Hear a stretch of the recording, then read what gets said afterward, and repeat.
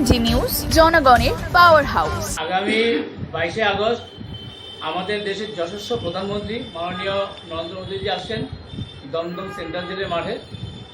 তো সেখানে আমাদের বারাসাত সাংগঠনিক জেলার পক্ষ থেকে আমরা যথেষ্ট সংখ্যক লোক নিয়ে সেখানে উপস্থিত হব।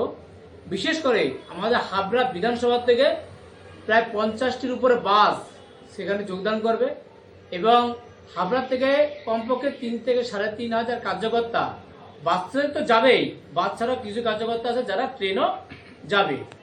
এবং প্রধানমন্ত্রী যে আসেন, এই প্রধানমন্ত্রী আসা নিয়ে সাধারণ মানুষের মধ্যে যে উন্মাদনা, সাধারণ কার্যকর্তার মধ্যে যে উন্মাদনা, সেটা আগামী 22 তারিখে আপনারা দেখতে পারবেন।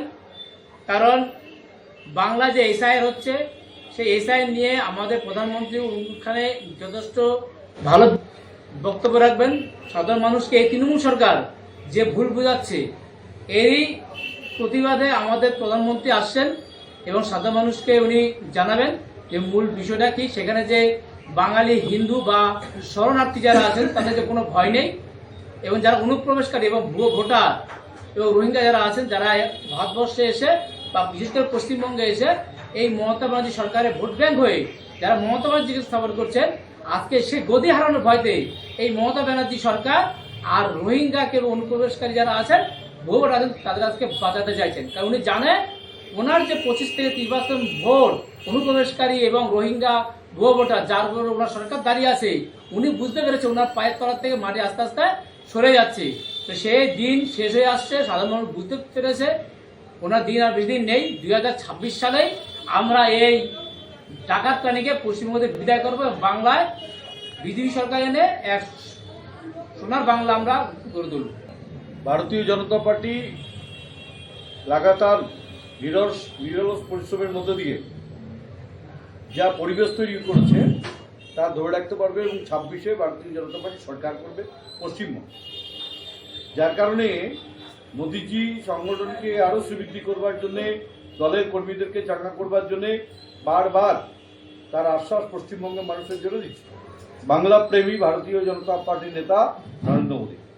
তা আমরা দৃঢ় বিশ্বাসী যে পরিবেশ আমাদের তৈরি হয়েছে, আরও সুন্দর পরিবেশ তৈরি করে সরকার তৈরি হবে পশ্চিমবঙ্গে। লাগাতার এই যে বিজেপি কর্মীদের উপর আক্রমণ বা পুলিশের উপর এই যে আক্রমণ হচ্ছে, কি বলবেন?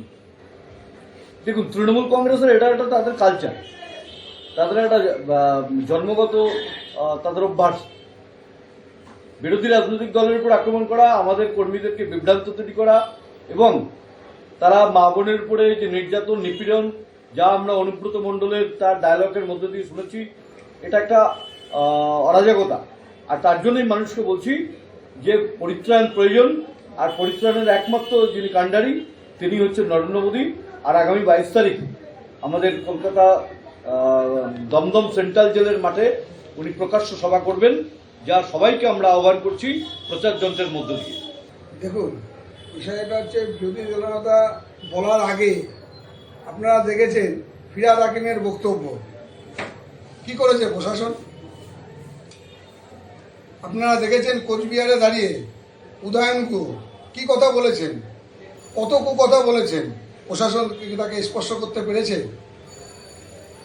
আপনারা জানেন আজকে অভয়ার কাণ্ড নিয়ে যেভাবে অভয়ার মা বাবা তারা পথে নামলেন তার মেয়ের বিচার চেয়ে, তাকে আঘাত করলো কারা?